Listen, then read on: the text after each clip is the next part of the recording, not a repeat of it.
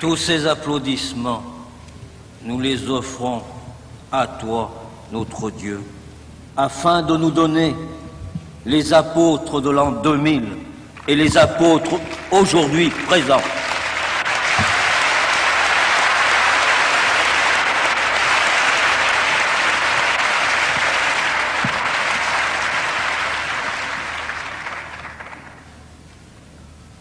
Je vais vous donner un témoignage qui va vous montrer, forte et fidèle, l'étonnante liberté de Dieu. Je suis né dans une famille athée. Je n'ai jamais entendu parler de Dieu. Et comme cadeau d'anniversaire, j'ai eu la guerre. Le foyer a éclaté comme un obus. Je serai abandonné. Et à l'âge de 7 ans, je me retrouverai dans les Pyrénées où j'aurai plus de coups de pied au cul que de caresses. À la fin de la guerre, quand mon père reviendra des camps de concentration, il essaiera de refaire un foyer, mais je ne pourrai pas accepter qu'une autre femme que ma maman prenne la place. Et alors je vais fuguer du côté de Marseille, décharger des camions sur les quais de la Joliette. Et là, la police va m'arrêter pour me rendre à mes parents. Mais dans cette attente, on va tout bonnement me mettre en prison, à la prison des Baumettes, chez les mineurs à Marseille.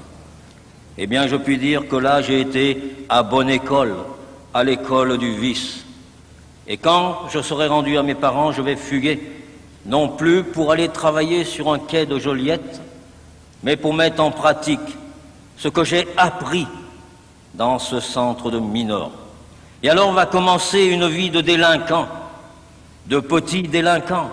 Et à l'âge de 15 ans, je serai condamné jusqu'à ma majorité, 21 ans, pour avoir fait une première attaque à main armée. Pour échapper à ces maisons de correction, bagnes pour enfants de l'époque, on nous donnait à l'âge de 18 ans à choisir, car il y avait la guerre d'Indochine et de Corée. Je me suis engagé, j'ai été blessé, rapatrié en France. Et l'armée, avec une pension dérisoire, me renverra vers mon trottoir. Et alors, avec des amis, je vais mettre en pratique ce que j'ai appris. Et alors va commencer une vie de grand délinquant. Je vais commencer les attaques de banques, de caisses d'épargne et autres. Je sauterai des années de cette vie pour arriver du côté de Laval, dans la Mayenne en 1960. Là, je suis venu faire une affaire, comme à l'habitude, avec mes amis. Et sur un trottoir opposé, il y a un homme bizarrement vêtu, avec une grande robe noire. Et je dis à mes amis, qu'est-ce que c'est que ce pélandron? Est-ce un homme ou une femme? Mon ami me dira, va lui demander. Je crois que c'est un curé. Je vais traverser la rue et je vais m'adresser à cet homme en ces termes en lui disant « Qui tu es, toi, un homme ou une femme ?» Et il va me regarder droit dans les yeux et il me répondra « Je suis un serviteur de Dieu. Et je n'ai qu'un patron, c'est Dieu. » Car il a vu effectivement mes mauvaises intentions en traversant ce trottoir. J'ajouterai que ce bon curé, Paul Lézé, est toujours vivant et qu'il a 87 ans.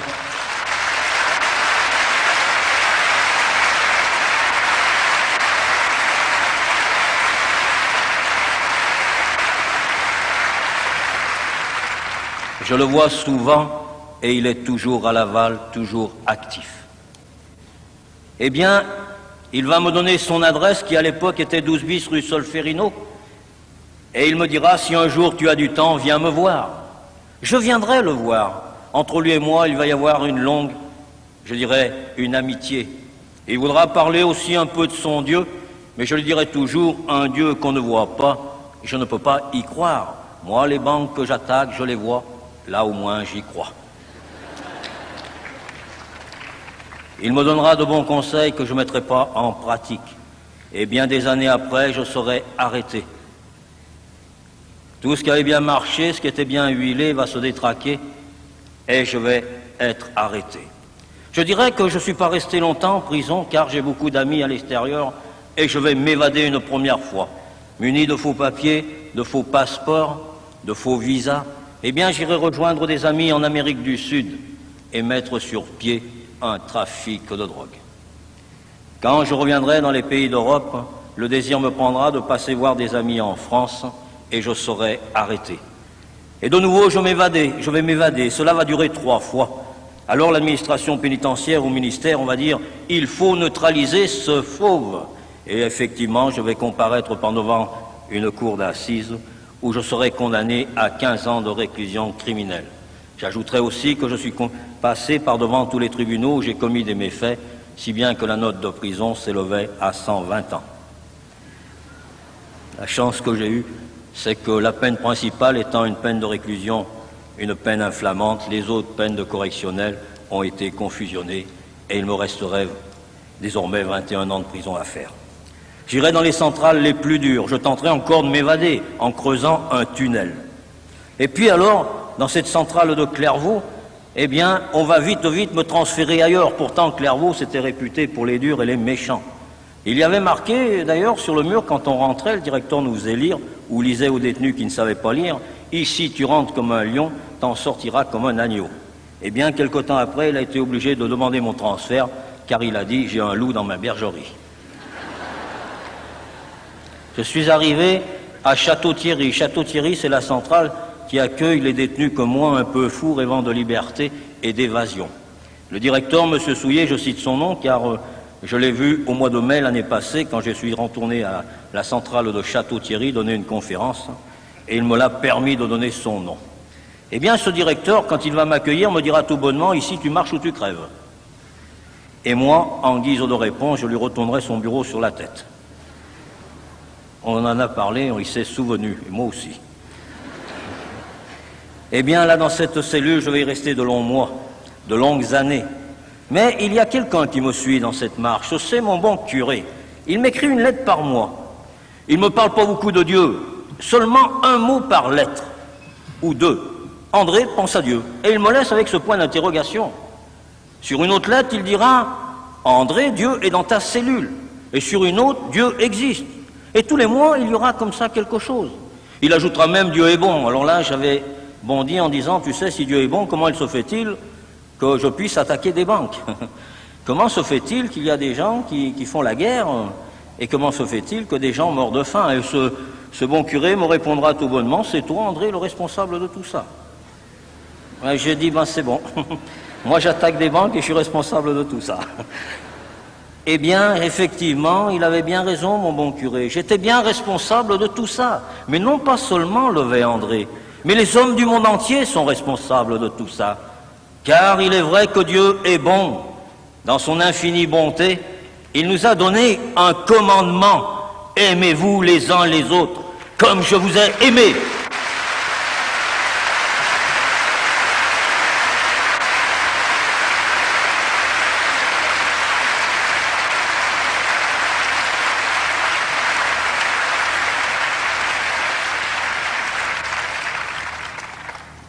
Et oui, au nom de aimez-vous les uns les autres, eh bien, nous allons nous faire la guerre. Au nom de aimez-vous les uns les autres, on va affamer des peuples. Et pourtant, Dieu nous dit de nous aimer.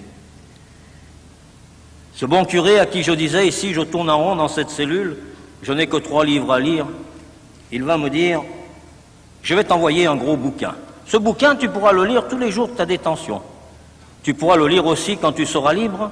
Et il avait ajouté, chose étonnante, tu pourras le lire aussi quand tu seras mort. Alors là, j'ai dit, il est fada, ce curé. Qu'est-ce que je peux lire quand je serai mort? Et ce bouquin va arriver. C'était 4 gros évangiles reliés. Le surveillant qui va me l'apporter avec précaution, car il est vrai que j'étais tellement méchant qu'on se méfiait. Et ce bouquin, quand il va me le donner, il me dira « lis-le car il peut t'achazir ». Il était passé à la censure, ce bouquin. Eh bien, effectivement, mon curé me dira « est-ce que tu l'as ouvert, ce bouquin ?» Je dirai « non, je ne l'ai pas encore ouvert ». Car effectivement, quand on va me donner ce livre, je dirai « mais de quoi ça parle ?» On me dira « de Dieu ». Et je dirai « ça y est, le bon curé me balance son bon Dieu dans la cellule ». Et alors, ce livre, il m'avait dit aussi « tu pourras le lire, mais tu pourras l'ouvrir comme ça, n'importe où ». Alors je me suis dit, tiens, un livre qu'on ne lit pas de la première page à la dernière, bizarre. Mais un jour, effectivement, je vais l'ouvrir, ce gros bouquin. Ce que je dis là, en peu de temps, a duré des années, 10 ans. Quand je vais l'ouvrir la première fois, ce livre, je vais tomber sur un beau passage, les noces de Cana. C'est un grand banquet. Je dirais qu'ils ont tellement bu, ils ont bien mangé, mais ils ont trop bu. Ils n'ont plus de vin. Et là, il y a une dame, Marie, qui s'adresse à son fils, Jésus, et qui lui dit, tu sais, ils n'ont plus de vin. Jésus dira même, laisse-moi tranquille, mon temps n'est pas venu. Et cette maman confiante s'adressera aux serviteurs, aux gens qui sont là, et leur dira, faites tout ce qu'il vous dira. Effectivement, Jésus fera apporter les outres de pierre de l'époque, les fera remplir d'eau, et il dira, portez ça au maître de maison. Et quand ce maître de maison va goûter cette flotte, il va s'écrier, comment se fait-il que vous servez le vin et le meilleur en dernier? Alors là, je me suis dit, ça y est, mon curé, il a raison, ce bouquin, il est vachement chouette. De l'eau, du vin. Ça porte à sourire, mais à l'époque, moi, je ne souriais pas. Et en toute sincérité, je me suis tourné vers mon petit robinet et je l'ai ouvert. Et j'ai dit, mec, fais couler du vin. Il n'y a que de l'eau qui a coulé. Et quand j'ai dit ça à mon curé, il m'a dit, tu lis mal, André. C'est pas tout à fait ça. Et je l'ouvrirai encore, ce bouquin. Je tomberai sur la Samaritaine. Tiens, encore une histoire d'eau. Et là, c'était de l'eau de vie. Pour moi, c'était de l'agnole. Et encore après, ça sera Jésus marche sur les eaux. Tiens, chapeau, il marche sur l'eau. Et puis, je l'ouvrirai encore, je tomberai, ce Jésus guérit des malades. Alors à mon bon curé, je lui disais, il est médecin, ton Jésus. Plus loin, les paralytiques marchent, les aveugles y voient. Je dirais, mais il est chirurgien, ton Jésus. Et alors je tomberai sur le passage de Lazare. Tiens, même les morts, il fait ressusciter, ce Jésus. La sort du mort dira même, il sent déjà. Et Jésus dira, si tu crois, tu verras la gloire de Dieu. Ce qui m'avait à l'époque touché, c'est que à l'instant où ce Jésus allait ressusciter son ami Lazare, eh bien ce Jésus pleura. Et il criera d'une voix forte, Lazare sort. Et ce Lazare qui était mort, de mort qu'il était, il sera vivant.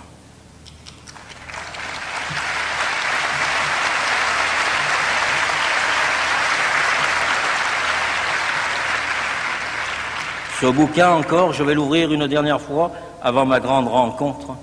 Et quand je suis tombé sur cette histoire très longue et très triste, alors je me suis posé des questions. Et j'en poserai beaucoup à mon bon curé. Ce Jésus, eh bien, on l'a arrêté. Ce Jésus, on va le frapper. On va lui donner du coup. On va lui cracher dessus. Et il devait être que plaie et que bosse et que sang. Et qui plus est, ce Jésus, on va le mettre en parallèle avec un bandit, à savoir des deux, qui sera libéré ou condamné à mort. Et là, cette foule hurlante va demander la libération du bandit et va demander la condamnation à mort de ce Jésus pour tout le bien qu'il avait fait. Car autant que je me souvienne, à chaque passage que j'avais ouvert de ce gros bouquin, il n'y avait que des belles choses, il ne parlait que d'amour, que de fraternité. Eh bien, pour tout cela, ils te l'ont cloué sur une croix. Et à côté de lui, sur deux autres croix, il y a deux bandits de mon espèce. Un de ces bandits va l'insulter, l'autre va le reprendre. Ne crains-tu pas la colère de Dieu? Pour nous, c'est justice. Mais lui, il n'a rien fait de mal. Alors je me suis dit, mais oui, c'est justice, moi aussi je suis ici en prison. Il est normal que j'y sois, car j'ai commis des faits contraires aux lois des hommes. Mais ce Jésus, lui, il n'a rien fait de mal. Et alors j'ai écrit à mon curé en lui disant, je ne peux pas croire à cette histoire, car c'est pas possible qu'on puisse faire tant de mal à quelqu'un qui a fait tant de bien. Ce Jésus, je ne lui en veux pas, au contraire, je l'aime pour tout le bien qu'il a fait, mais je haïs tous ceux qui lui ont fait du mal. Et mon curé dira, André, ouvre-le encore ce bouquin, tu n'es pas loin de la vérité, mais il me faudra encore attendre longtemps. Et un jour que je suis là dans cette cellule, que je tourne en rond, que je n'ai plus de possibilité d'évasion, alors je me suis souvenu de ce bouquin, et je vais m'adresser à ce bouquin en ces termes en disant, si tu existes vraiment, si tu fais toutes les choses qui sont écrites là dans ce bouquin, eh bien alors, viens me voir, je te pose un rendez-vous, viens à 2h du matin, on sera tranquille, on pourra discuter. Et si t'es si costaud, moi je te demande qu'une chose, ouvre mes barreaux, que je me casse. Ce Jésus que je voulais comme complice pour une évasion, eh bien ce Jésus va répondre. Et je vais bien m'évader avec lui, tout en restant entre quatre murs. Voici comment. Ce 11 juin, dans la nuit de ce 11 juin au 12 juin, je vais m'endormir comme à l'habitude, face à ces barreaux, car je regardais toujours les barreaux avant de m'endormir, en espérant un jour les voir sauter. Et là, je vais m'endormir d'un sommeil profond, sans me souvenir de ce que j'ai demandé ou dit le matin. Et dans cette nuit, je vais être secoué. Je vais me lever d'un bond cherchant l'intrus qui est rentré dans ma cellule, prêt à bondir, à frapper, et il n'y a personne. Et c'est alors que je vais entendre ces paroles qui vont résonner en moi, très fort à l'intérieur de moi, aux oreilles comme dans un tunnel, et elles diront, il est 2h, André, nous avons rendez-vous. Alors je vais bondir vers la porte de la cellule, et le surveillant qui va arriver, je vais lui dire, mais qu'est-ce que tu viens me parler en pleine nuit? Qu'est-ce que tu viens m'embêter? Et le surveillant dira, je ne t'ai rien dit. Je dirai, mais quelle heure il est? Il est 2h. Je dirai, 2h comment? 2h juste. Alors je vais me retourner dans cette cellule, et j'aurai pas le temps de réfléchir longtemps, car la parole va reprendre encore plus forte intérieurement, et elle va résonner comme dans un tunnel dans mes oreilles, et elle dira, je suis ton Dieu, le Dieu de tous les hommes. Alors, là je vais encore tendre le poing et dire, mais comment se fait-il que tu peux me parler dans les oreilles alors que je ne te vois pas, que je ne t'ai jamais vu, que je ne te connais pas, mais qui tu es? Laisse-moi tranquille, va-t'en ou montre-toi. Et c'est alors que du côté de ces barreaux que je voulais tant voir sauter pour une liberté, il va y avoir une belle lumière. Les mots sont trop pauvres pour la décrire. Il n'y avait plus de plafond, il n'y avait plus de mur, c'était un ciel dans une cellule. Et là, dans cette lumière, il y a un homme que je ne connais pas, que j'ai jamais vu. Et alors, il va seulement me montrer des mains percées, des pieds percés, un côté percé. Et alors, je vais entendre ces paroles qui seront très fortes. Là, dans cette cellule, c'est aussi pour toi.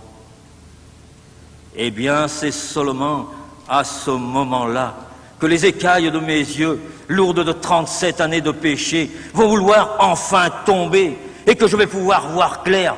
Et là, je vais comprendre en un éclair que je suis pécheur et qu'il est sauveur. Et pour la première fois de ma vie, je vais courber l'échine, je vais fléchir. Pour la première fois de ma vie, je vais tomber à genoux et je vais pleurer.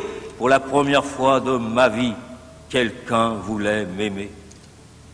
Et là, à genoux, de 2h du matin jusqu'à l'ouverture des cellules à 7h, pendant 5 heures de temps, à genoux, il me faudra faire toute la marche à l'envers de tout le mal que j'avais fait, afin que ça ressorte de moi comme d'un abcès trop mûr. Et tous ces fardeaux, tous ces braquages, toutes ces banques, tout ce mal, toute cette haine, ces poings tendus, eh bien c'était ce Jésus, par sa grande miséricorde, par son grand amour, qui était venu là dans cette cellule pour m'en libérer, moi qui n'étais qu'au bout et que merde.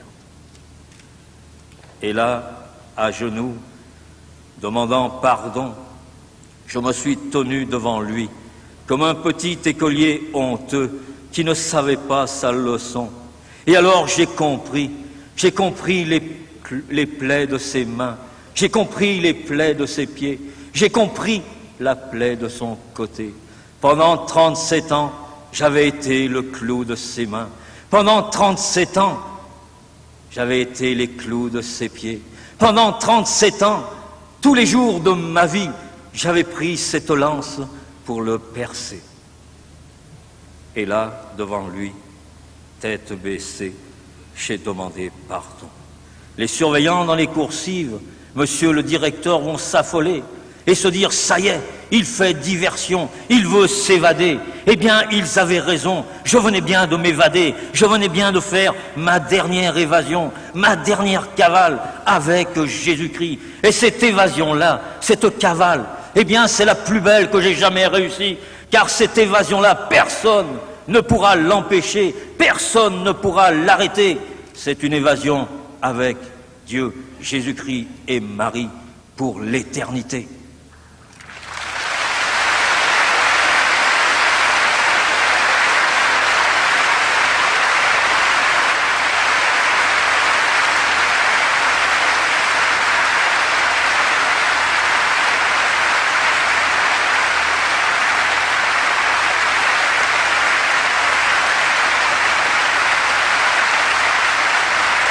Merci Seigneur, à toi Seigneur, tous ces applaudissements à toi Seigneur. Je voudrais seulement ajouter, car je crois que je dépasse un peu mon temps, que désormais quand je suis sorti de prison, 6 ans après, car je suis encore resté 6 ans dans cette cellule, pour que cet artiste divin, ce Dieu, puisse en sortir de ce bloc de marbre, de ce bloc d'athéisme, le petit témoin que je deviendrai. Et quand je suis sorti de cette prison, eh bien je voulais être prêtre.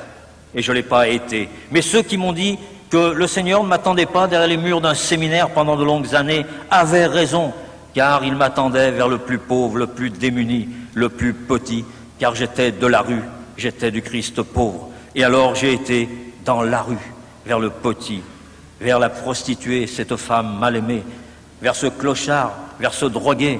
Et après je suis rentré dans les écoles, parce que les écoles, c'est important. C'est la société, ce sont les apôtres de demain, les apôtres de l'an 2000. Et c'est vous qui la ferez, cette société, ces apôtres de l'an 2000. Vous les ferez, oui, vous. Et vous ferez mieux que ne l'ont fait les anciens. Car quand je me retourne derrière moi, je ne suis pas fier de ce que j'ai fait, mais je ne suis pas fier de ce que nous ont légué nos anciens. Et alors je suis sûr que vous la ferez avec plus de partage, plus d'amour, de compréhension et de justice. Et il y a 5 ans, de nouveau, je suis rentré dans les prisons, revoir mes frères détenus, faire une chaîne d'amitié entre ceux de dedans et de dehors. J'ai établi des correspondances et je puis dire que dans le 2e livre qui sortira au mois de mai, eh bien, vous comprendrez tout le travail que je fais avec Jésus-Christ, Dieu et Marie.